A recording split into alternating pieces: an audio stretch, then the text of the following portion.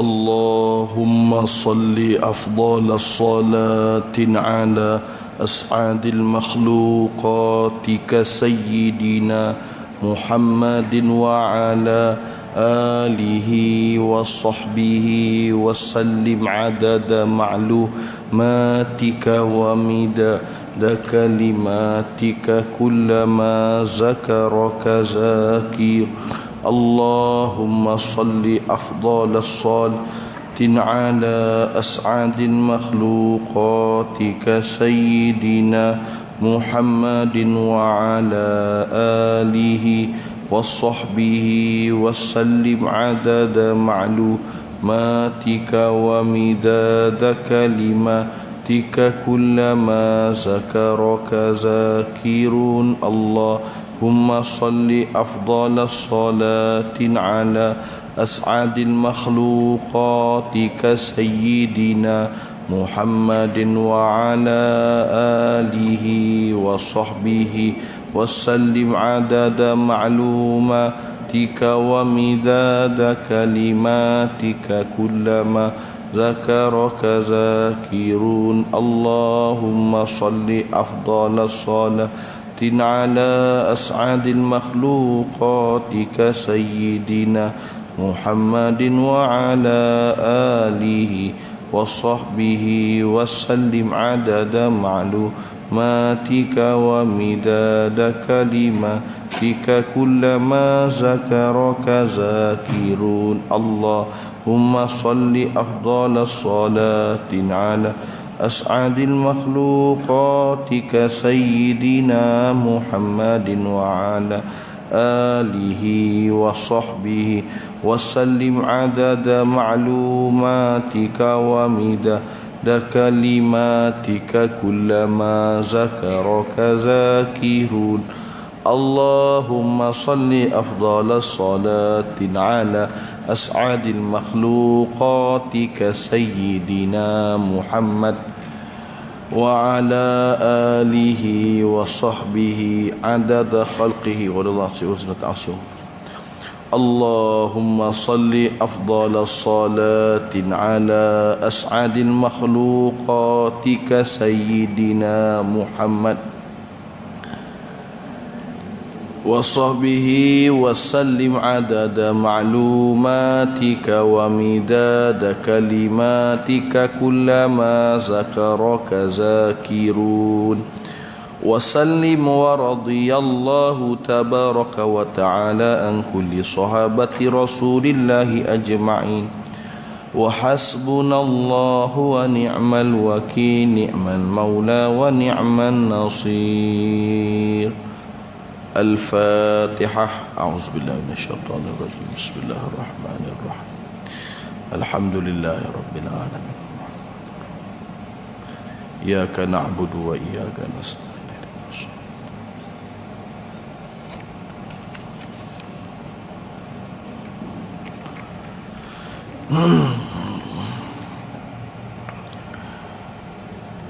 Assalamualaikum warahmatullahi wabarakatuh.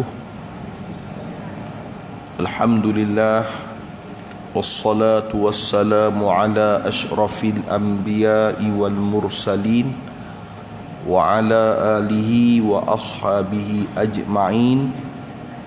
Qala rabbi shrah li sadri wa yassir li amri wahlul 'uqdatam min lisani yafqahu qawli. Allahumma rabbi yassir wa la tu'assir, rabbi atmim bil khair, amma ba'd. Yang dimuliakan seluruh ibu-ibu, alhamdulillah, pertamanya dan seterusnya kita merafakkan kesyukuran kita kepada Allah Subhanahu wa taala di atas nikmat yang tidak terhitung hebatnya, nikmat iman dan Islam, sekaligus kita yang hadir pada pagi yang penuh barakah ini, hari Khamis minggu yang pertama dalam bulan Rajab, ya, kira minggu pertama dalam bulan Rajab. Dan bulan Rajab ni untuk pengetahuan ibu-ibu semua daripada bulan-bulan haram, ya. Ada berapa bulan haram? Ada 4 bulan haram: Rajab, Zulqa'dah, Zulhijjah dan Muharram. Ada 4 bulan haram. Selain daripada nama dia bulan Rajab, dipanggil nama dia Syahrul Tazkiyah. Bulan ni dipanggil bulan penyucian.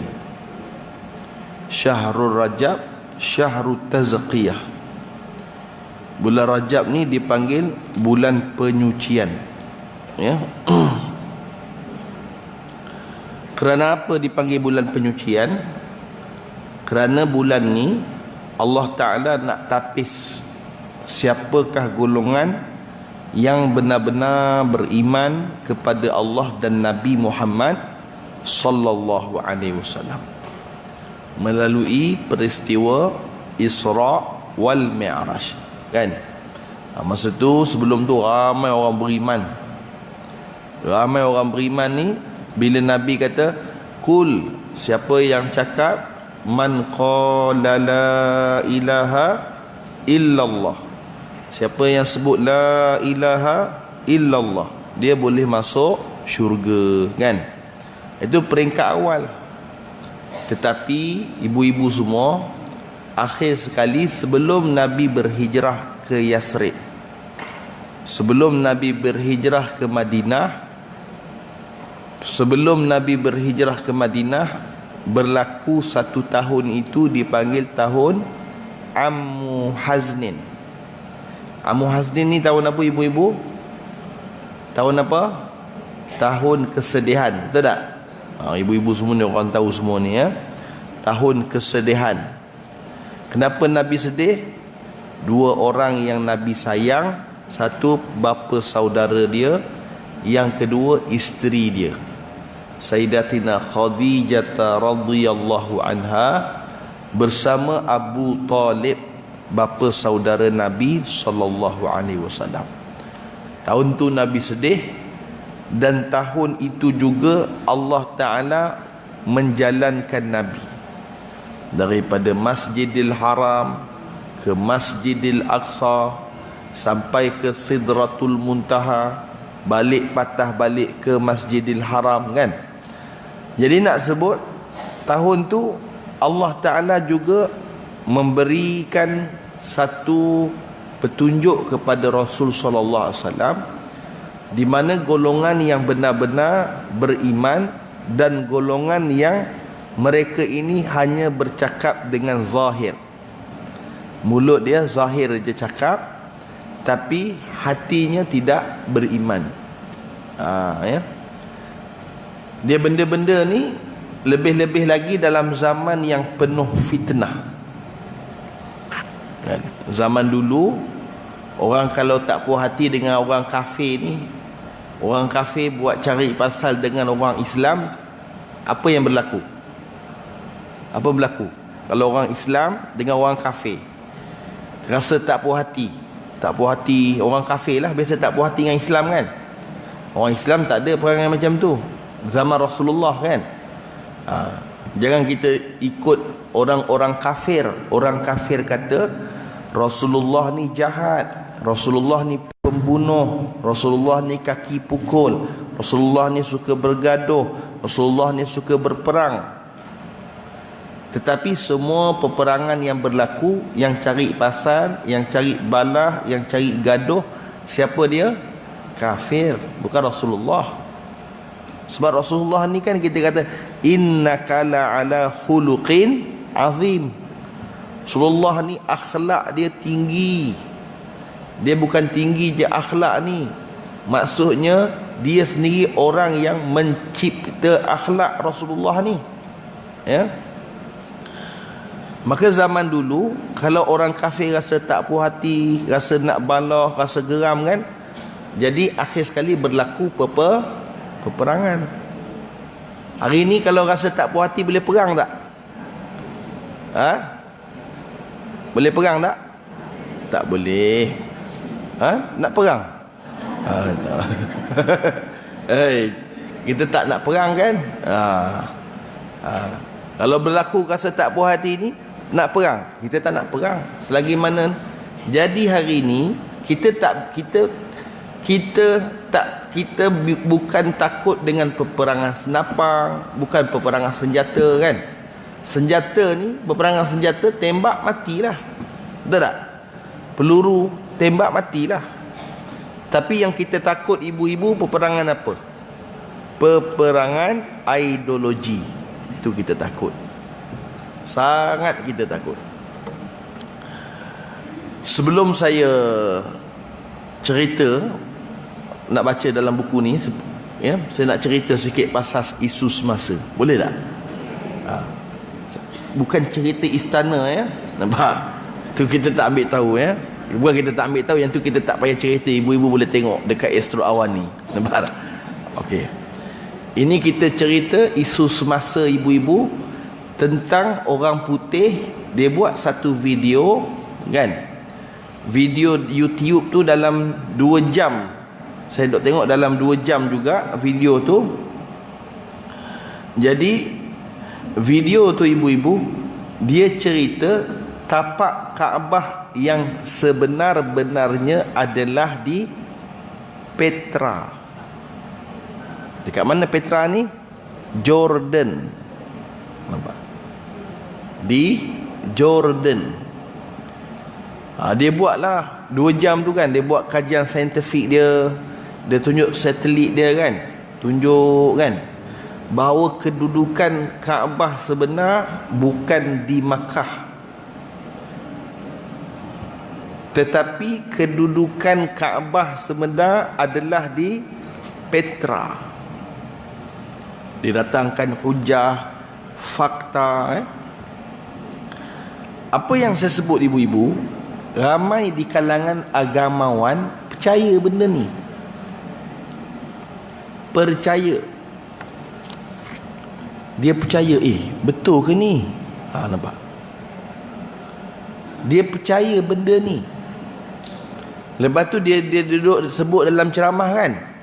Dia kata, tuan-tuan, ibu-ibu semua fikir sendiri apa yang saya sebut. Mana boleh sebut macam tu? Kan? Dia punya hujahnya, dia punya penguatnya, dia kata video yang dibuat oleh orang putih tu, dia cakap tak ada seorang ulama pun yang membahas.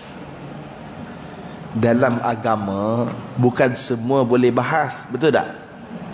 Dalam agama bukan semua boleh bahas. Contohnya Rasulullah ada benda dia tak boleh jawab. Contohnya, mata sa'ah ya Rasulullah. Sahabat tanya, bila dia hari kiamat?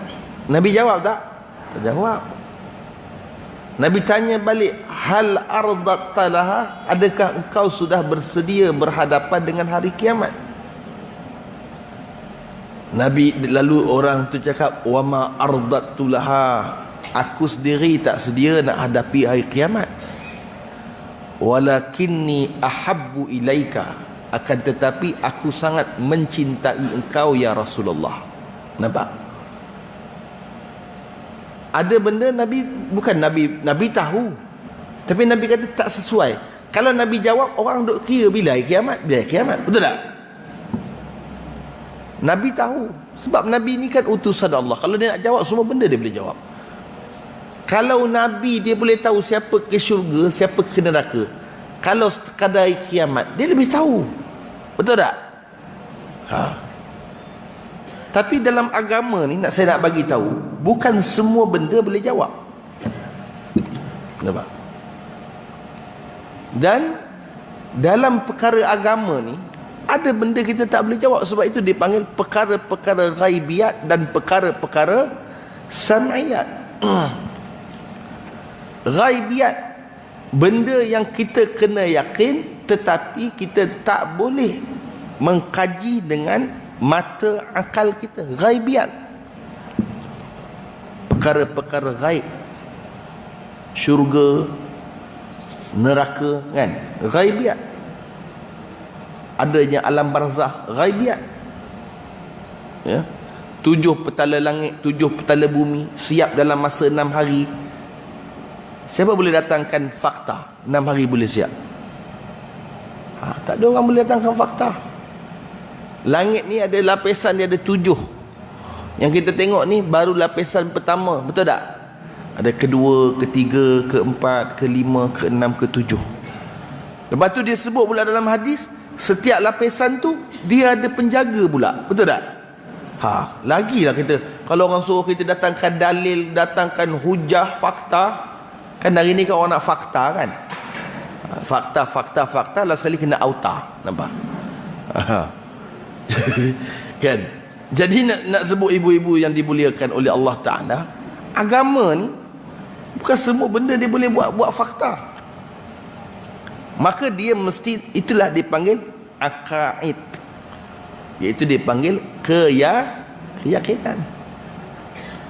Sebab minggu lepas Jabatan Agama Islam Selangor menarik tauliah ke atas seorang doktor mengajar di Masjid Surau dalam negeri Selangor. Sebab apa? Sebab dia sebut Tuhan itu, Allah itu ada 2. Ya. Tak bening orang. Ya. Keliru. Sebab tu kita disuruh mengaji ilmu tauhid. Kan? Mengaji ilmu tauhid. Sebab tu qul huwallahu ahad. Katakan Allah itu ada yang cakap satu, ada yang cakap esa. Nak ambil mana ni? Ni khilaf ulama al-falah ni. Kan? Mana? Esa. Kenapa ulama datangkan sifat wahdaniyah? Kerana nak bagi tahu kan, bahawasanya ibu-ibu semua wahdaniyah tu esa. Kalau dia datangkan sifat Allah itu satu, maka nanti bimbang ada 2, ada 3, ada 4, ada 5 kan. Ada orang telefon tu, kena angkat. Takut suami call cari ubat darah tinggi ke kan. Jadi sidang jemaah yang dimuliakan oleh Allah Subhanahu wa taala, ibu-ibu yang dimuliakan oleh Allah Subhanahu wa taala, itulah dipanggil ilmu aqaid, keyakinan kita. Jadi hari ni bila orang cakap Kaabah tu ada dekat Petra, orang cakap dekat dia, siapa yang cakap?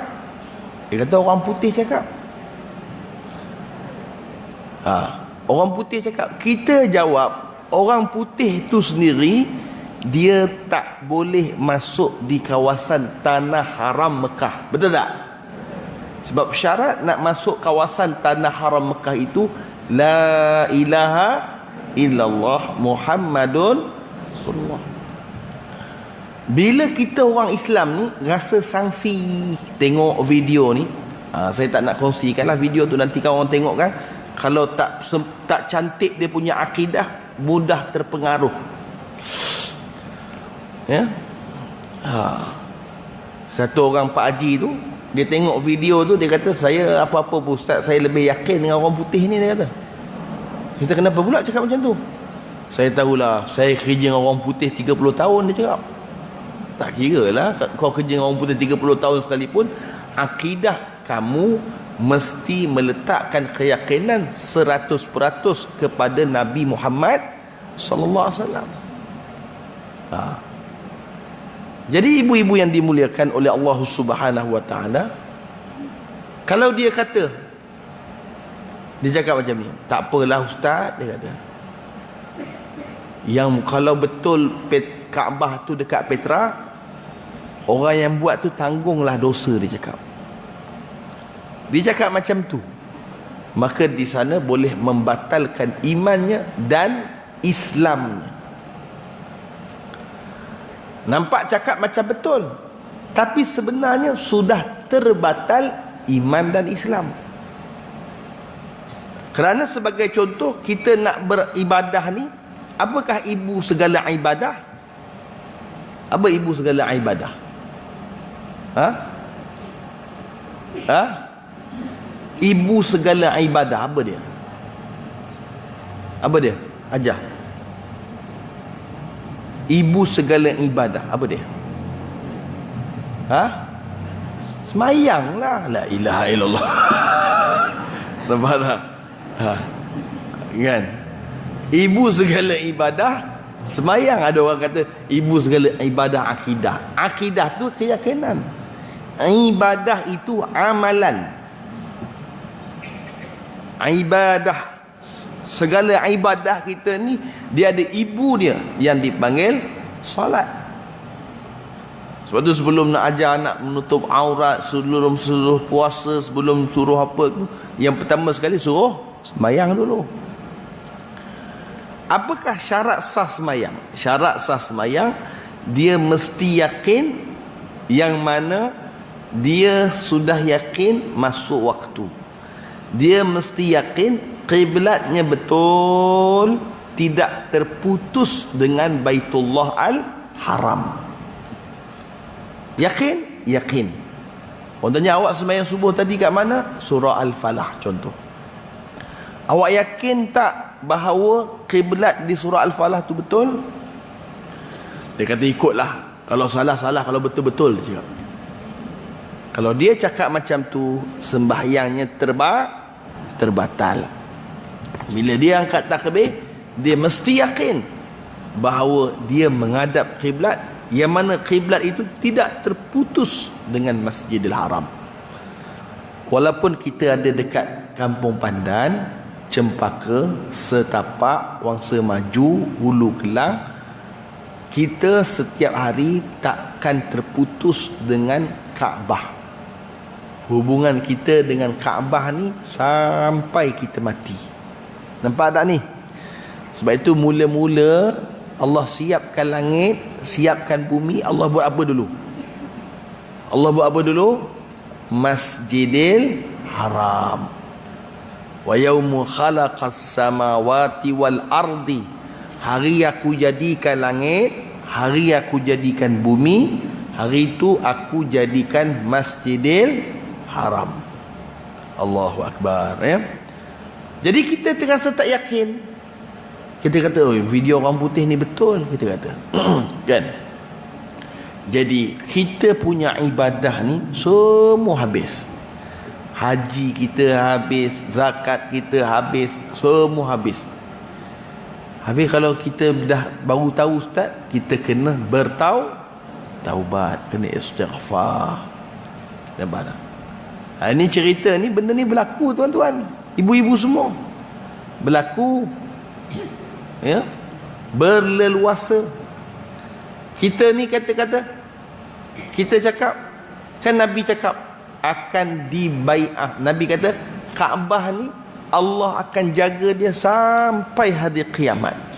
Siapa jadi pemimpin, siapa jadi orang besar, siapa jadi pemerintah, orang tu nak Islam, orang tu tak nak Islam, orang tu sekular, orang tu liberal, orang tu macam-macam. Kaabah tu tetap ada dekat situ. Sampai bila? Sampai hari kiamat. Siapa cakap ni? Rasulullah. Rasulullah pun kata akan dibai'ahkan seorang pemimpin di akhir zaman.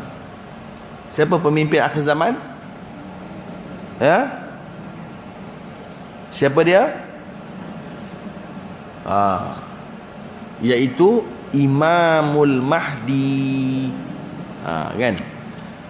Nabi kata Imamul Mahdi ni, Al-Mahdi gelaran yang dipanggil. Al-Mahdi tu gelaran dipanggil. Kan? Contoh macam kita lah, gelaran dia Perdana Menteri contoh. Nama dia Tun Mahathir contoh, kan. Tetapi Al-Mahdi tu gelaran.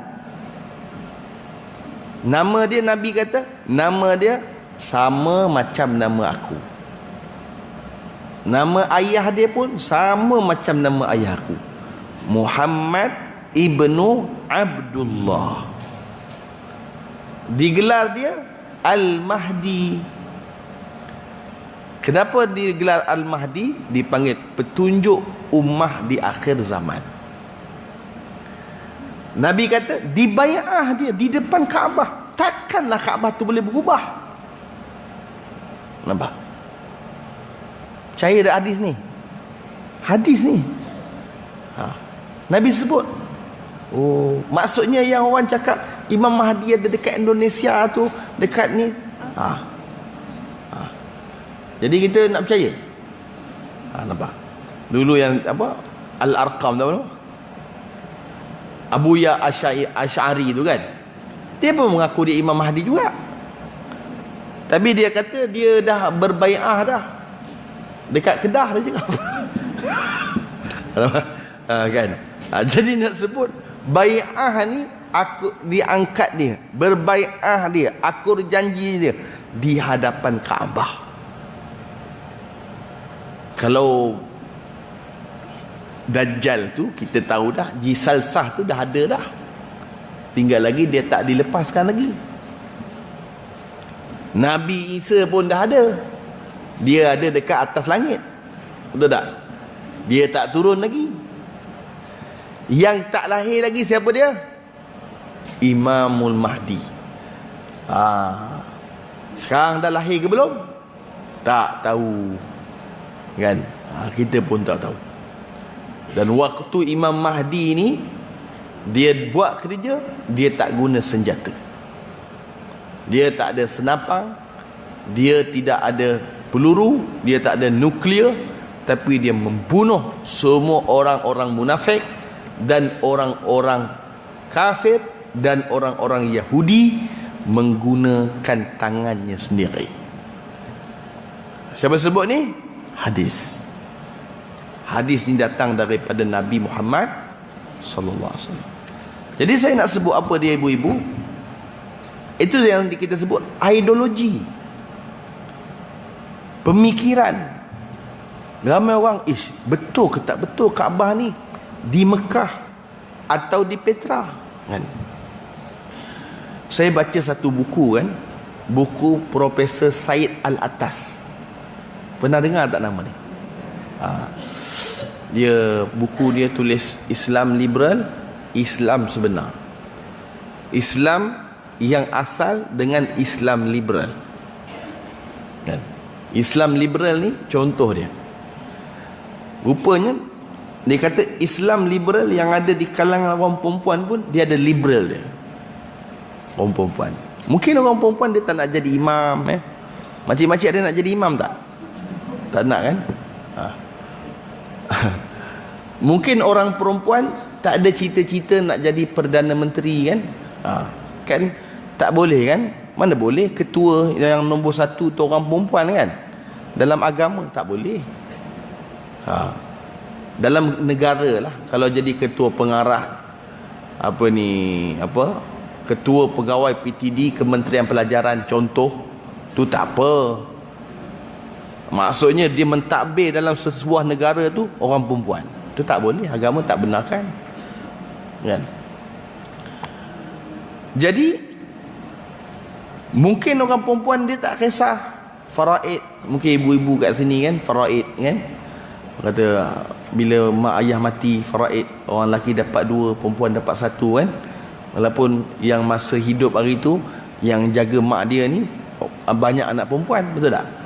Tapi bila dapat faraid, orang perempuan dapat 1, anak lelaki dapat 2. Saya yakin orang perempuan pun boleh terima lagi. Tapi kata Profesor Dr. Said Al-Atas, dia kata satu sifat yang orang perempuan tak perasan rupanya boleh merosakkan dia punya iman dan akidah. Apa dia? Dalam bab poligami. Saya bukan cerita saya nak poligami, nampak? Kan? Kita pun tak mau. Kan? Yalah, kita benda-benda macam ni, maksudnya kita pun kalau boleh benda yang tak nak kita, kalau orang kahwin 2 tu kita doa je lah biar baik.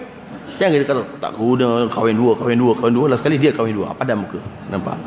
Jadi kita doa yang baik-baik kan. Jadi saya bukan nak cerita pasal poligami, nak suruh ibu-ibu bagi suami poligami kan. Cerita di ibu-ibu bila suami minta izin Suami kata, saya ni kalau ada rezeki saya nak kahwin lagi satu. Suami baru test je, nampak tak? Start test market lah kan. Boleh ke tak boleh kan. Jadi isteri dia kata, abang, saya bukan tak bagi, dia kata, tapi cuba abang bayangkan, dia kata, kalau saya kahwin 2, saya kahwin 3, apa rasa abang? Apa rasa hati abang, dia kata. Mana boleh kata kalau, sebab qat'i dilalah fi subut, dalam dalil Quran yang tetap, Quran maupun hadis maupun ijma', perempuan tu tak boleh kahwin lebih daripada satu, betul tak? Melainkan suami dia mati atau dia bercerai, itu je. Kalau tak boleh, nampak? Maka di sana dia mengkalaukan benda yang bercanggah dengan dalil, maka di sana boleh merosakkan iman. Habis ustaz, kalau saya tak setuju cakap tak setuju, tak apa. Abang, saya memang beriman dengan poligami, tapi untuk diri saya tak setuju. Dah habis cerita. Kan senang kan? Macam ustazah apa yang masuk dalam TV tu, yang lembut cakap apa? Nur Hafizah Musa kan? Kan dia cerita dalam IKIM, cerita poligami kan? Semua orang seronok dengar kan? Tapi akhir sekali dia punya statement tu, dia kata, apapun ustazah berlindung atas diri ustazah tidak dipoligamikan. Nampak tak? Nampak tak? Kan? Nak sebut sidang jemaah ibu-ibu yang dimuliakan oleh Allah Ta'ala, beriman tapi belum tentu menerima. Nampak tak? Jadi ibu-ibu, itulah yang kita nak sebut. Akidah tu dalam bulan Rejab tu dipanggil bulan penyucian, bulan yang suci, yang mana Allah sucikan akidah kita, ya. Jadi mudah-mudahan Allah pelihara kita daripada benda-benda yang tidak diingini. Okey ibu-ibu, kita masih lagi membahaskan hadis yang ke-7 kan? Okey, hadis ke-7 yang menceritakan qala ad-dinu an-nasihah kunna liman qala lillah wa li kitabihi wa li rasulihi wa li a'immatin muslimin wa ammatihim, rawahul Muslim. Baru ni kan ibu-ibu yang dimuliakan oleh Allah Subhanahu wa ta'ala, baru ni saya mengajar dekat masjid dekat Ulu Kelang. Saya masjid tapi kat belah Ulu Kelang lah.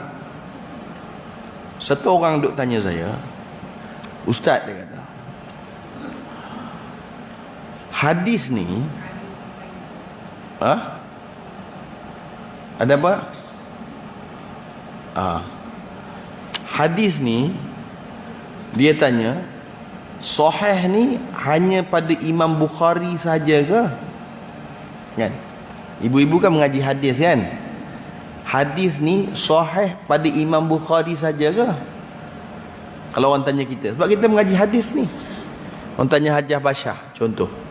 Kan? Contohlah orang nak tanya kan? Hajah, saya nak tanya, Hajah tadi pergi mana?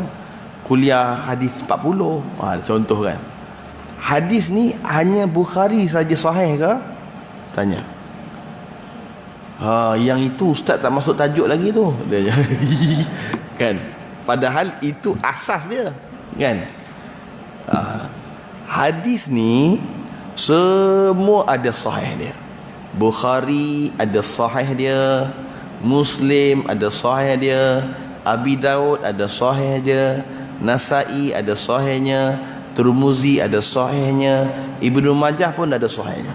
Maksudnya semua ulama-ulama hadis dia ada pembawakan sahihnya. Namun ibu-ibu semua, jumhurul ulama, Jumhurul ulama, dia cakap, jumhur ni apa ibu-ibu? Jumhur ni apa dia? Kebanyakan ulama. Nampak? Bukan kesemua ya, kebanyakannya. Ulama cakap kebanyakannya ulama berpendapat hadis yang terbaik selepas daripada dalil Al-Quran, yang paling istimewa sekali hadis Sahihul Bukhari, yang terbaik.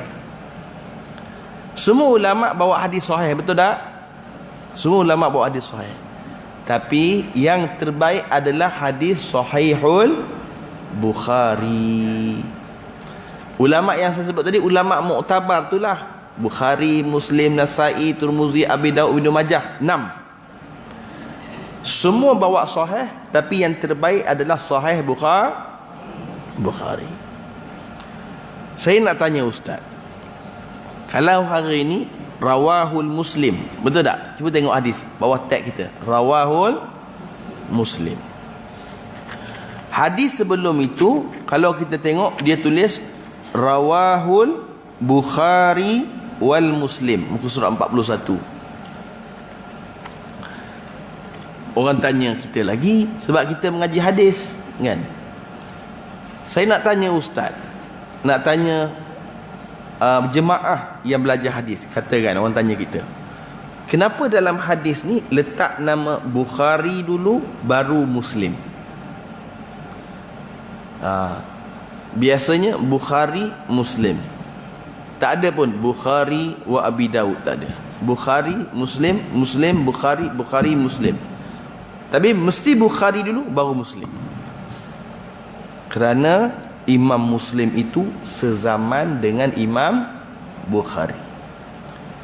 Imam Muslim itu gurunya adalah Imam Bukhari. Imam Muslim tu guru dia siapa? Imam Bukhari. Sebab tu dia baca Bukhari wal Muslim. Letak nama guru dulu, baru letak nama anak murid. Hadis ni ada hadis sahih, ada hadis hasan, ada hadis dhaif. Dhaif ni apa dia dhaif? Dhaif apa dia ibu-ibu? Lemah. Dhaif ni, lemah ni maksud palsu ke? Tak kan? Palsu maudhu', lemah-lemah lah, kan? Jadi dhaif ni lemah. Lemah hadis ni yang kita sebut Bukhari ni hadis sahih. Kalau orang tanya kita, Bukhari ni ada tak hadis dhaif? Ada tak? Ada ke tak ada? Ada ke tak ada? Ya? Yang orang kenal Imam Bukhari, Bukhari ni sahih. Soalan dia, Bukhari ni ada tak bawa hadis dhaif? Ada ke tak ada? Ada ke tak ada? Tak ada? Ada kan? Sebab tu dalam Bukhari dia ada Sahih Bukhari, dalam hadis dhaif itu dipanggil hadis Adabul Mufrad. Adabul Mufrad ni bukit cerita hadis-hadis yang dhaif. Contoh hadis dhaif ni apa ibu-ibu? Imam Bukhari kata syurga itu terletak di bawah tapak kaki ibu. Tu hadis dhaif. Syurga letak bawah tapak kaki ibu? Ya. Maksudnya majazinya ridallah, ridha bil walidain. Allah akan redha kamu jika orang tua kamu redha kepada kamu. Itu maksud dia, kan? Jadi ibu-ibu yang dimuliakan oleh Allah Subhanahu wa taala, ya, maka hadis ni ada sahih, ada hasan, ada dhaif. Siapa yang tentukan sahih? Siapa yang tentukan hasan? Siapa yang tentukan dhaif? Siapa dia? Nabi tentukan? Apa dia, Hajah? Daripada Rasulullah? Daripada apa? Sirah. Sirah ni sejarah kan. Ada sejarah-sejarah, dia tak sandar kepada hadis. Dia cerita je. Sebab dia sirah ni lain, hadis ni lain. Faham tak? Sirah ni dia tak ada perawi dia. Orang kata awak duduk cerita sirah tu, perawi dia siapa? Tak ada. Hadis ada perawi, rawahul Bukhari wal Muslim, Abi Dawud, Turmuzi. Betul tak? Tu sifat hadis. Siapa tentukan sahih ke, hasan ke, dhaif ke? Siapa tentukan? Kita buka minda tanya sikit kan. Biasa ustaz duk cakap kan. Ni hari ni kita tanya jemaah. Siapa dia? Apa dia? Hukama. Apa dia? Pandai hajah. Ulama lah yang tentukan kan. Ulama yang tentukan. Macam mana ulama boleh tentukan? Ulama tentukan, dia tengok hadis tu, status hadis tu. Ada tergantung ke siapa yang merawikan hadis tu ke, orang yang merawikan hadis tu otaknya bijak ke, dhabit ke, tak dhabit ke, ada mu'allaq ke, tergantung ke. Contoh tergantung ni macam mana? Saya ambil hadis ni daripada Hajjah Basyah. Hajjah Basyah ambil daripada Hajjah Zaimah. Hajjah Zaimah datang ni? Tak ada. Kata sedap kat rumah lah. Nampak? Hajjah Zaimah ambil hadis ni daripada contoh Tok Imam. Tok Imam ambil daripada Rasulullah. Contoh. Tapi saya tahu hadis ni daripada Hajjah Basyah je. Contoh. Dan saya tak tahu Hajjah Basyah ni ambil daripada siapa. Tapi saya yakin yang itu hadis. Contoh. Maka di situ juga boleh menyebabkan kategori hadis tadi boleh menjadi kategori yang kedua atau menjadi kategori yang ketiga. Sama ada boleh menjadi hasan ataupun menjadi dhaif. Faham tak ni? Maka yang Nabi ni, Nabi tak tahu. Bukan Nabi dia tak tetapkan mana dia sahih, mana dia hasan, mana dia dhaif. Yang tentukan orang-orang yang menyambung untuk membuat kerja hadis Nabi Muhammad SAW. Maka dipanggil mengambil tanggungjawab ke atas hadis ini, dipanggil muhaddis, ulama-ulama hadis. Ustaz, ulama-ulama hadis ni dia hafal hadis berapa banyak? Paling kurang 300,000, paling banyak 500,000, lagi banyak 2 juta hadis Nabi Muhammad sallallahu alaihi wasallam. Maksudnya hidupnya bergelumang dengan hadis Nabi sallallahu alaihi wasallam. Ibu-ibu hari ni duk dengar cerita hadis ni, apa kelebihan dia? Nak bagi semangat sikit. Apa kelebihan dia? Kelebihan dia saya tahu je lah ustaz. Tahu tak orang yang belajar hadis, yang dengar hadis, yang simpan hadis, yang hafaz hadis, macam ibu-ibu mungkin tak hafaz, tapi dengar, tapi simpan. Contoh buku ni simpan kan, bila jumpa lagi bulan depan. Jangan marah ya, jangan marah, gurau je kan. Kan. Jadi Nabi kata orang yang belajar, yang hafaz, yang dengar kan, yang simpan ni maksud dia kan, ulama kata membeli buku ni harta tau. Saya ni suka beli buku je, baca tak tahu lagi. Nampak tak? Ada tak panggil macam tu? Ada buku beli, ada buku beli, tapi bila nak baca entahlah, tak tahu. Kan seronok. Ulama kata itu juga harta. Kerana apa harta? Kerana dia menyimpan harta-harta yang ditinggalkan oleh Nabi Muhammad sallallahu alaihi wasallam. Nabi kata apa? Orang itu kudoakan baginya cahaya, matinya cahaya, kuburnya cahaya, barzahnya cahaya, mahsyarnya cahaya, dan dia boleh masuk syurga. Kita harap Allah terima kita. Saya yang mari mengajar ni Allah terima, ibu-ibu yang mari mendengar ni Allah terima, kan? Jadi itulah kelebihannya. Hari ni tahu, hadis sahih, semua ulama ada sahih masing-masing, tapi yang paling baik Bukhari. Betul tak? Semua ulama ada sahih dia, ada hasan dia, ada dhaif dia. Yang tentukan siapa sahih, yang tentukan siapa hasan, yang tentukan siapa dhaif adalah ulama-ulama hadis. Kerana apa? Rawahul Bukhari Muslim, kerana Imam Muslim belajar dengan Imam Bukhari. Okey, kita masuk perbahasan kita. Berkata ahli ilmu. Ahli ilmu ni orang-orang berilmu lah ya. Kalau dipanggil ahlul kalam, dipanggil orang ahli kalam ni orang-orang yang pakar di dalam ilmu tauhid.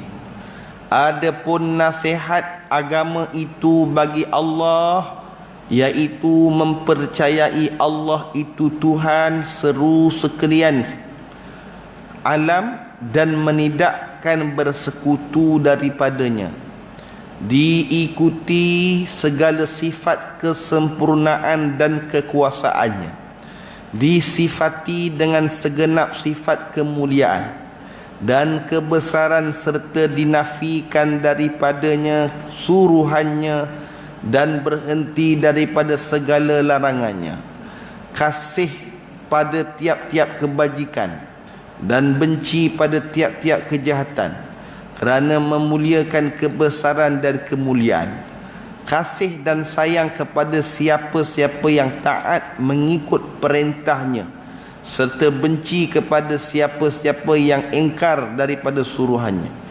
ikrar dan mengaku atas segala nikmat dan anugerahnya, serta ucapkan banyak terima kasih dan pujian, hendaklah tulus dan ikhlas segenap pekerjaan amalan, hendaklah panggil dan seru kepada segala perbuatan yang baik-baik itu akan orang lain.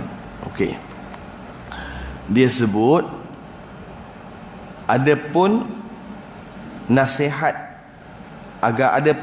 agama itu bagi Allah, percaya tidak ada Tuhan melainkan Allah, tidak boleh mempersekutukan Allah. Itu dipanggil aqaid. Sekutukan Allah, apa sahaja yang datang daripada Allah kita tak boleh sekutukan. Contohnya ibu-ibu, pagi tadi subuh kita baca zikir innad dina indallahil Islam. Kita kata sesungguhnya di sisi Allah itu Islam, agama dia. Tiba-tiba sebab kita ni nak baik sangat, nak sonok sangat bukan orang Islam ni dengan orang bukan Islam, kita kata kita merasakan semua agama yang ada ini baik dan semua agama ni betul. Nampak? Boleh tak orang Islam cakap macam tu? Tak boleh. Kalau orang Islam cakap macam tu, apa jadi? Dia punya iman terbatal. Kena hati-hati sangat-sangat ya. Bila kita bercakap ni kena berhati-hati sidang jemaah ibu-ibu yang dimuliakan. Maka ibu-ibu yang dimuliakan oleh Allah Subhanahu wa taala, diikuti dengan segala sifat kesempurnaan. Okey, sifat Allah ni ada berapa sifat? Berapa sifat bagi Allah ni? Ada berapa sifat Allah? Ada berapa sifat Allah? 19, 20, 13. Ini benda-benda asas ni ya. Berapa sifat Allah? Akidah kita, sifat Allah ni tidak terbilang-bilang. Nampak? Itu ulama kata sifat wajib. Sifat wajib yang kita kena tahu sebagai mukallaf. Oh, yang itu sifat wajib yang kita kena tahu. Adapun sifat Allah ni tidak terbilang-bilang. Bukan 1, bukan 2, bukan 10, bukan 20, tidak terbilang-bilang. Tapi sekurang-kurangnya kita sebagai orang awam, kita tahu ada 20 sifat. Orang cakap, sifat Allah ni Yang dipanggil 20 sifat ni wujud, qidam, baqa kan. Allah, ulama saja-saja tulis ke ibu-ibu? Tulis je lah, nanti senang orang, nanti akhir zaman nanti orang tahu wujud, qidam, baqa. Saja-saja ke? Tak. Ulama dia susun cantik-cantik. Wujud, Allah ni wujud kat mana? Dulu kalau kita belajar kecil-kecil kan, Allah ni ada atas langit, betul tak? Tapi bila kita dah belajar, Allah ni bukan bertempat kan. Dia bukan jisim. Dia tidak jisim, tidak jirim, tidak bentuk macam kita kan. Laisa kamislihi syai'un wa huwa sami'ul basir. Allah ni tak sama macam makhluk. Allah ni berada di mana-mana. Macam mana Allah berada? Dengan rahmatnya, dengan kasih sayangnya, dengan macam-macam lah ya. Maka dipanggil sifat Allah itu wujud. Yang kedua dipanggil qidam. Qidam ni maksud dia apa? Sedia. Kita sedia ke? Tak. Kita bukan sedia kala. Etis, tahu etis? Orang yang tak ada agama kan, dia kata kita ni semula jadi. Bumi ni semula jadi. Kita bukan semula jadi, kita bukan sedia kala. Kita ni ada mak kita, ayah kita ya, kahwin pula ya, lepas tu macam-macam lah, bersenyawa, lepas tu mengandung, lepas tu lahirkan kita kan. Jadi kita ni tak ada sedia. Hatta kita yang hidup ni pun tak sedia, betul tak? Sedia tak yang hidup ni? Semua sedia? Sedia tak nak meninggal hari ni? Tak sedia kan? Tak sedia. Maksudnya kita sendiri, apalah aku nak bawa ni, kita sendiri tak sedia. Maka Allah ni sifat dia sentiasa bersedia, sedia kala. Kemudian ulama letak sifat ketiga, dia panggil baqa. Baqa ni apa dia? Kekal. Kita kekal? Tak kekal. Masa berjalan, hari makin hari, waktu makin waktu kan. Sekejap je, anak darjah 1 dah, hari tu bahasa baru je kahwin, nampak dah. Contoh kan. Sebab tu saya pernah sebut dulu, orang kahwin kan, kalau dia seronok, dia rasa macam mana? Dia kahwin kan. Hajah kahwin berapa lama dah? Kahwin dah? Contoh kan. Berapa lama dah kahwin? Contoh. 30 tahun ada? 20 tahun? Katakan dah kahwin 20 tahun. Kata Hajah Basyah dah 20 tahun kahwin. 15 tahun. Rasa sekejap ke lama? Rasa baru je rasa kahwin hari tu, betul tak? Rasa. Walaupun kata 15 tahun ni lama dah. Tapi dia mungkin Hajah Basyah kahwin tahun 2005, dah 15 tahun, betul tak? Tapi kalau dia tak seronok, kahwin dah berapa lama? Lama dah. Berapa lama? Baru 3 tahun. Lama betul. Nampak? Tu dia tak seronok. Maksudnya dalam rumah tangga dia ada masalah. Nampak tak? Jadi tu nak sebut sidang jemaah ibu-ibu, dia seronok jaga anak dia. Tak tahu Allah, besar dah anak aku ni, betul tak? Jadi nak sebut, maksudnya kanak-kanak, remaja, dewasa, warga emas, tua kan, lepas tu wafat. Maksudnya tak ada kekal. Kekal Allah ni macam mana? Mukhalafatuhu lil hawadis. Bersalahan Allah ni dengan benda yang baharu. Tak sama Allah dengan benda-benda baharu ya. Ni sifat Allah. Kalau kita faham Allah hebatnya, kebesaran Allah kan. Tiap-tiap benda yang dia suruh, kita berusaha untuk taat. Kita tak boleh kata, boleh taat, saya boleh taat, boleh tentu, saya kan, ni insya-Allah saya boleh buat semua. Tak boleh. Tak ada orang berani cakap macam tu. Sebab itu kita mesti minta wa qaribu wa abshiru wasta'inu bil ghadwati war rauhati wasyai'in minad duljati. Apa kita sebut? Bila dah berasa seronok dalam ibadah ni, dia mesti minta tolong dekat Allah. Minta tolong, biar kita punya ibadah semayang ni rasa seronok. Mari kuliah ni rasa seronok. Jangan rasa pedap. Hari-hari datang kuliah tu, bosan lah kalau macam ni. Nampak? Contoh kan, ada kan, hari-hari. Tapi dia terlupa, dia tak ada motivasi. Sebab tu dia kena ada recall balik, dia kena ingat balik kan.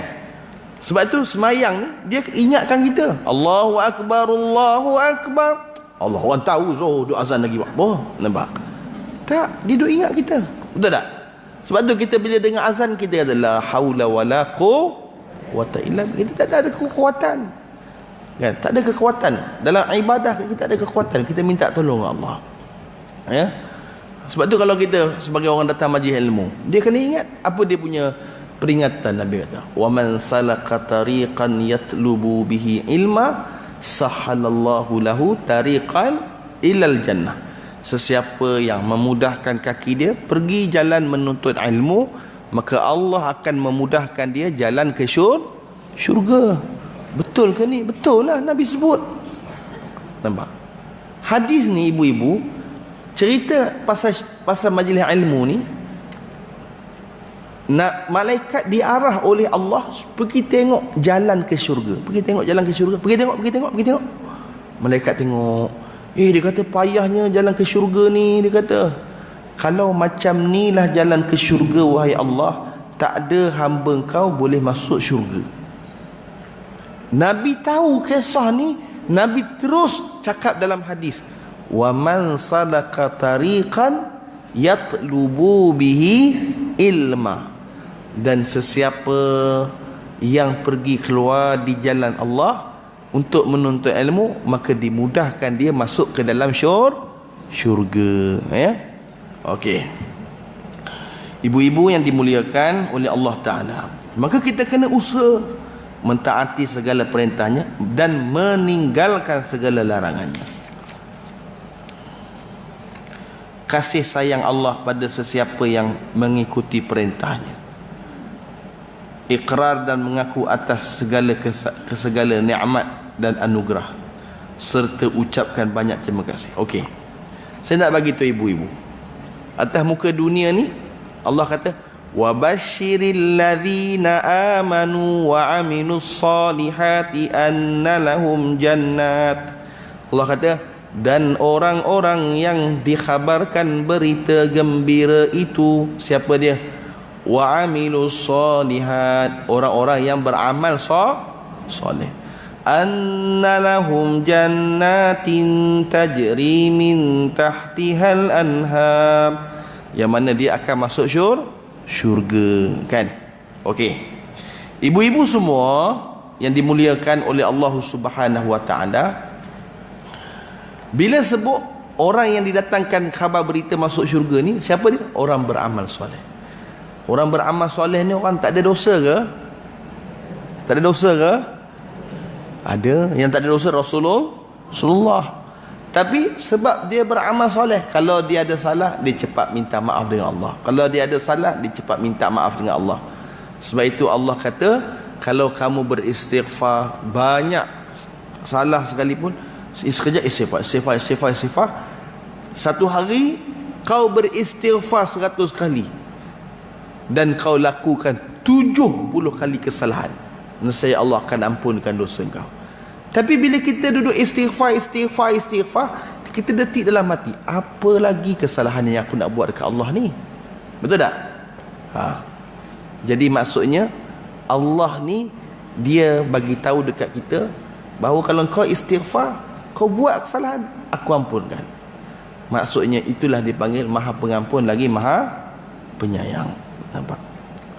Okey. Hendaklah tulus ikhlas segala segenap pekerjaan. Sebab tu mukhlisin. Sebab itu maqam ni, ada orang beribadah, kenapa sembahyang subuh? Saya takut nanti saya tak sembahyang subuh, saya masuk neraka.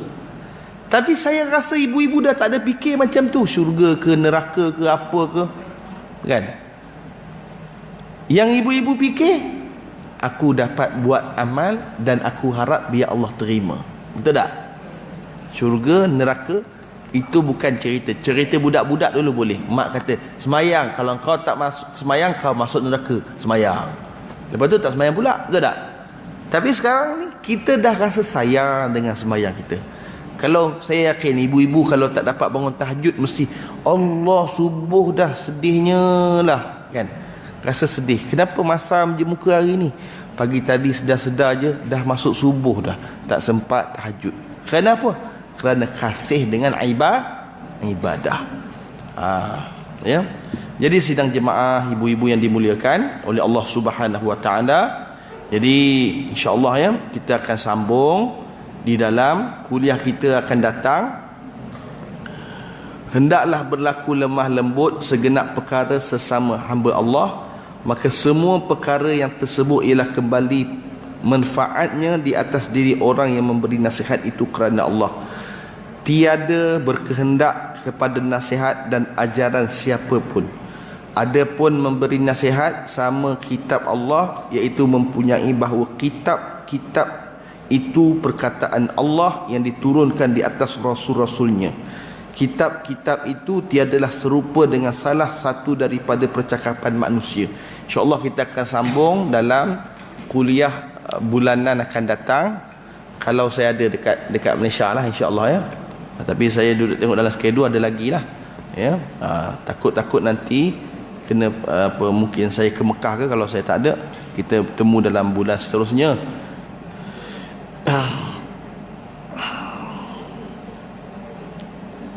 Sidang jemaah yang dimuliakan oleh Allah Ta'ala, sebelum saya tutup kuliah pada hari ini ya, ada soalan ya? Tak ada ya? Okey. Sebelum saya tutup kuliah pada hari ini, saya ada bawa madu ya.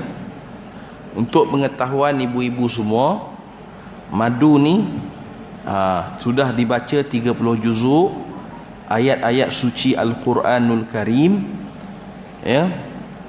Yang mana ibu-ibu semua yang untuk pengetahuan semua, bukan pusat tahfiz saya yang baca ayat-ayat suci Quran ni, jangan salah faham ya. Tapi yang baca ayat-ayat suci Quran ni adalah kita ambil daripada pusat tahfiz Al-Quran Diyala di Thailand ya. Jadi Ustaz Loh Yala, dia ni tahfiz dia minta saya bantu untuk gerakkan dia punya ni, sebab tahfiz dia orang kata apa, dia menjaga di kalangan anak-anak yatim. Jadi dia minta tolong gerakkan madu dia. Cuma saya nak bagi tahu, madu ni yang pertama yang nampak cerah ni, ini dipanggil, yang ada sarang ni, madu hutan asli. Ni madu hutan. Yang ni dipanggil madu lebah liar bukit. Beza ya. Dan kita dah bawa masuk lab atas nasihat jemaah saya. Jemaah saya ni doktor pakar lah. Dia nasihat kat saya, ustaz, nak tahu asli tak asli, bukan semut tak semut, dia cakap. Habis macam mana? Pergi masuk lab, dia cakap. Masuk makmal lah. Pergi dekat PJ tu, Jabatan Kimia, kena lebih kurang RM80 lab. Jadi dan lab kata, alhamdulillah madu ni madu asli. Tapi encik tak boleh compare lah dengan madu Yaman, dia cakap. Sebab madu Yaman tu kering, dia dipanggil tempat fi sidrin makhdud. Okey. Kemudian saya pun tanya juga ya, madu ni dia untuk amalan. Daripada segi amalan ni, madu ni dia tak boleh makan macam tu, ambil satu sudu terus telan, tak boleh. Dia mesti ambil air tidak terlampau panas, tidak terlampau sejuk. Kedudukan air 3 suku saja. Ambil satu sudu plastik, kacau sehingga larut. Kalau ibu-ibu tak ada, kalau bukan perut sensitif, atau ibu-ibu bukan darah rendah, atau ibu-ibu bukan pregnant. 3 ni, maka dibenarkan ambil satu lagi, dipanggil cuka delima atau cuka apple. Dia boleh mencantikkan darah kita, ya. Cantikkan darah kita. Doktor tu dia cerita dengan saya, dia jemaah haji lah, ya. Saya duduk berhubung dengan dia. Dia cerita dengan saya, dia tanya saya, "Ustaz, ada kencing manis?" Saya kata tak ada. "Darah tinggi?" Tak ada. "Kolesterol?" Saya kata kolesterol ada. "Berapa?" 8 saja. 8, ya. Tapi lepas saya duduk beramal-beramal ni, dia dah turun dah jadi 5, ya. Dia kalau dia normal 4 cantik. Tapi kata 8 tak apa, jangan pergi 18 Ustaz, dia kata. Kata 18 bahaya ke? Dia kata bahaya, dia cakap. 18 ni, kalau Ustaz makan nasi lemak 2 bungkus, roti canai 2 keping, teh tarik 1, mati terus. Scientific. Walaupun kita kata mati tu Allah tentukan, itu nak sebut scientific, betul tak? Macam doktor lah, dia kata saya nampak ni mak cik dia punya, mak cik punya mak ni mungkin tak sampai 48 jam lagi. Nampak? Kita kata macam mana doktor tahu? Macam Tuhan pula, dia tahulah kerja dia, kan? Dia tengok hari-hari, dia tahu. Macam ni lah mekanik kereta. Kereta ni tak boleh jalan jauh mana ni, sedap mati tengah jalan, kan? Dia tahu. Jadi itu sebut saintifik. Adapun ketentuan itu semua daripada Allah. Jadi dia kata makan madu ni perut kosong, dia cakap. Perut kosong supaya dia dapat serap. Dan daripada saintifiknya, madu ni dia ada 70,000 vitamin. Sebab tu dia panggil sunnah, kan? Sebab tu kalau ibu-ibu beli satu buku cerita pasal saintifik dan amalan sunnah, lepas tu dia jadi makanan otak. Sebab tu makanan kita dah berumur ni ibu-ibu, saya tak berumur lagi, ibu-ibu lah, nampak tak? Gurau jangan marah, gurau. Orang sini marah saya, risau saya. Okey, ambil kismis, jangan tinggal. 3 biji, 5 biji, 7 biji, 11 biji, hari-hari kena makan. Kismis tu jangan kunyah, kena kemam, untuk dia otak mengecut, dia jadi mengembang, kan? Kita dah makin hari kita makin lupa, kan? Bukti dia, budak-budak umur 12 tahun 13 tahun duk hafal Quran laju, orang berumur slow, betul tak? Dia tak sama kekuatan otak tu. Okey, jadi dia akan jadi makanan otak, ya. Dan kita kena makan dalam perut kosong. Jangan makan macam tu, kena bancuh dengan air. Dan saya sebut lebih-lebih lagi, dah dibaca 30 juzuk ruqyah syar'iyah oleh anak-anak tahfiz. Alhamdulillah, ya. Kalau kita saja-saja nak baca 30 juzuk mungkin boleh, tapi kena ambil masa sikit, betul tak? Ya. Dan yang baca 30 juzuk ni lebih kurang pelajarnya hampir 200 orang duk baca. Ramai, ya. Saya teringat cerita zaman tabi'in. Saya nak tutup dah, nak cerita sikit lagi, boleh tak? Boleh tak? Jangan lari, ya ibu-ibu, ya. Sikit lagi. Satu zaman dulu, ada 3 orang lelaki. Dia datang, kan? Datang ke Basrah. Pergi satu rumah tu tinggal pakcik yang sudah tua, makcik yang sudah tua, dan seorang anak dia yang cacat. Dia datang, kan, dia bagi salam. 3 orang lelaki ni lah bagi salam. Assalamualaikum, waalaikumsalam. Waktu dia bagi salam, waktu petang. Kata pakcik, ada apa ni? Pakcik, kami 3 orang datang nak tumpang rumah pakcik, dia kata. Kami ni adalah pejuang-pejuang di jalan Allah, orang yang keluar perang, dia cakap. Zaman dulu kalau perang, siang perang, malam rehat. Pakcik ni pun terima, seronok lah orang keluar jalan Allah ni datang tumpang rumah. Bagi tahu isteri dia, ada orang datang tumpang rumah kita.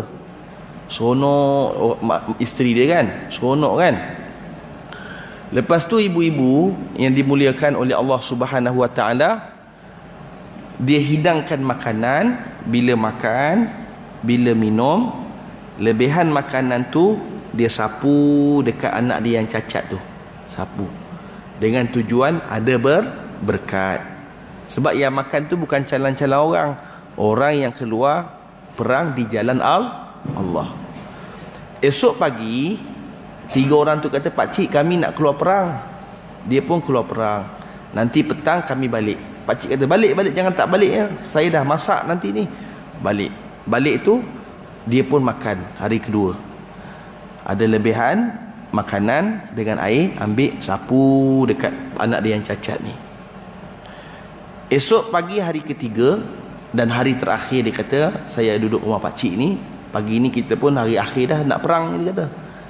Nanti petang saya balik, dan malam ni kalau saya tidur rumah pakcik pun hari terakhir. Pakcik tu kata, tak apa, mari pergi. Dia pun pergi perang. Petang tu dia balik, tengok-tengok yang hidang makanan adalah anak yang cacat tadi. 3 orang ni terkejut. Kan anak dia cacat, macam mana boleh hidangkan makanan? Lepas tu kata pakcik ni, kalau kamu nak tahu lebihan kamu makan, minum, aku sapu dekat anak aku. Nak ambil berkat orang yang berjuang di jalan Allah. Menangis 3 lelaki tadi.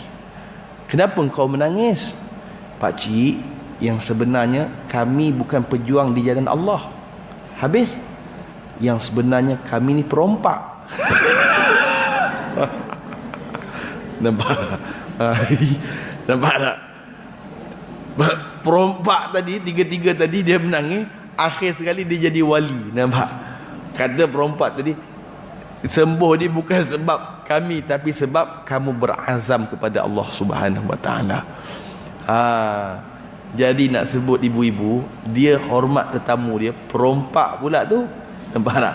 Boleh sembuhkan penyakit dia. Ini kan madu ni dibaca oleh anak tahfiz, bukan perompak ya. Ya. Okey.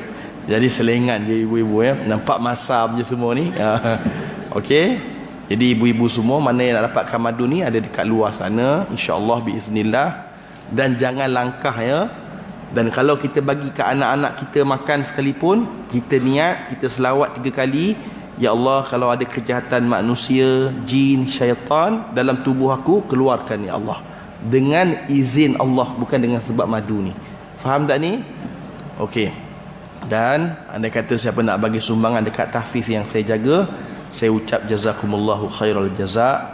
Kerana tahfiz saya ni mungkin ada jemaah boleh bantu, kalau duit tak cukup saya boleh backup kan.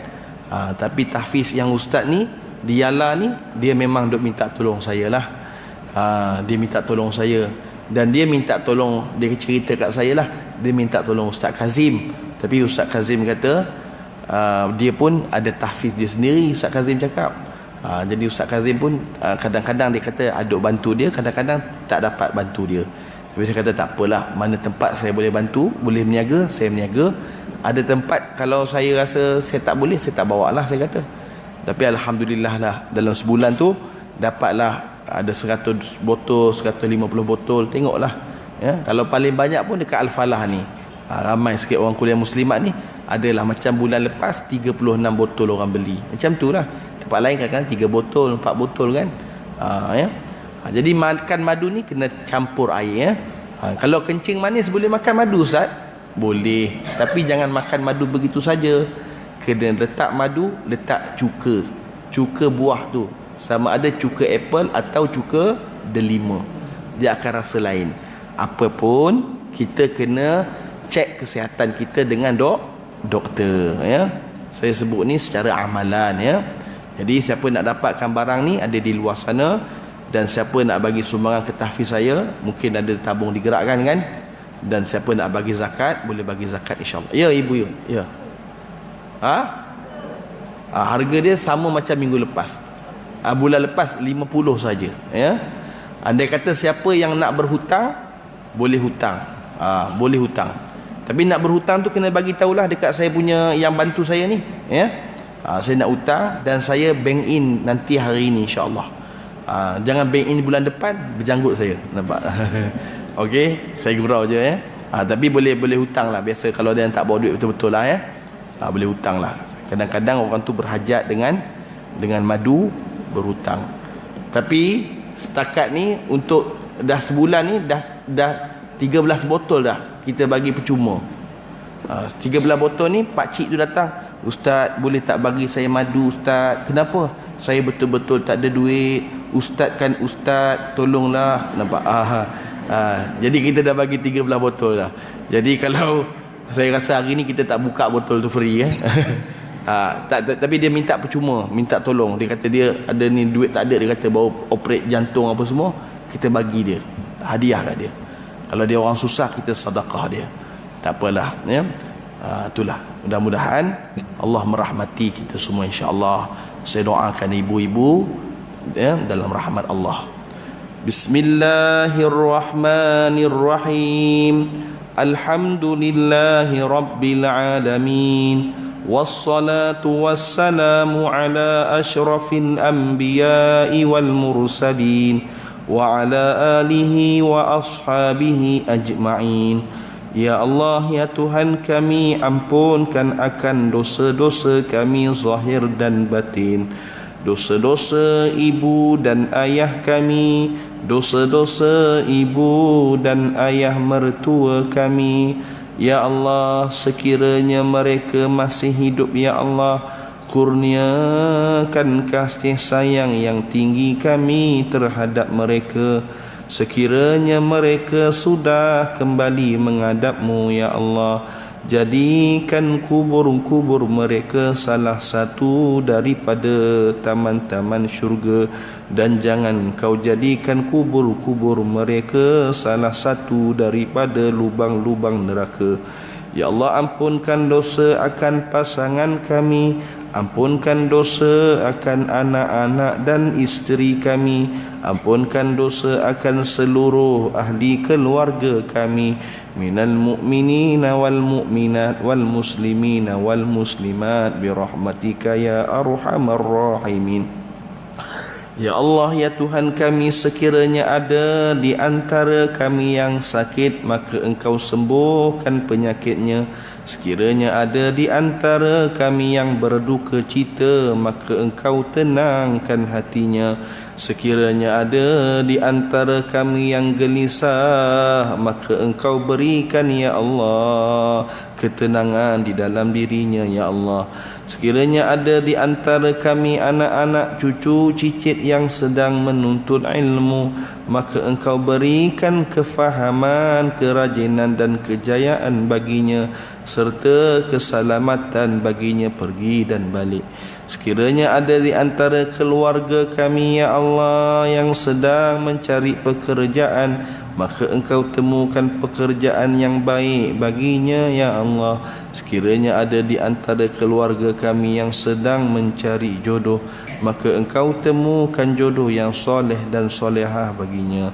Ya Allah, jangan Kau serahkan segala urusan kami ke atas diri kami, melainkan segala urusan kami ini dibantu oleh-Mu, ya Allah. Ya Allah, mustajabkan segala permintaan kami, satukan hati-hati kami, berikan kemenangan kepada agama kami, berikan keselamatan kepada agama kami. Kami tidak ada apa-apa yang kami mahu tinggalkan kepada keluarga kami, melainkan kami mengharapkan keluarga kami dijaga dengan agama-Mu, ya Allah. Rabbana atina fid dunya hasanah wa fil akhirati hasanatan wa qina adzabannar. Ya Allah, berkatkan majlis ilmu ini, ya Allah. Berkatkan ibu-ibu yang hadir di dalam kuliah duha ini, ya Allah. Berkatkan, ya Allah. Berkatkan, ya Rahman. Berkatkan, ya Rahim. Wa sallallahu ala nabiyyina Muhammad wa ala alihi wa sahbihi wa sallam. Walhamdulillahi rabbil alamin. Taqabbalallahu minkum. Astaghfirullah.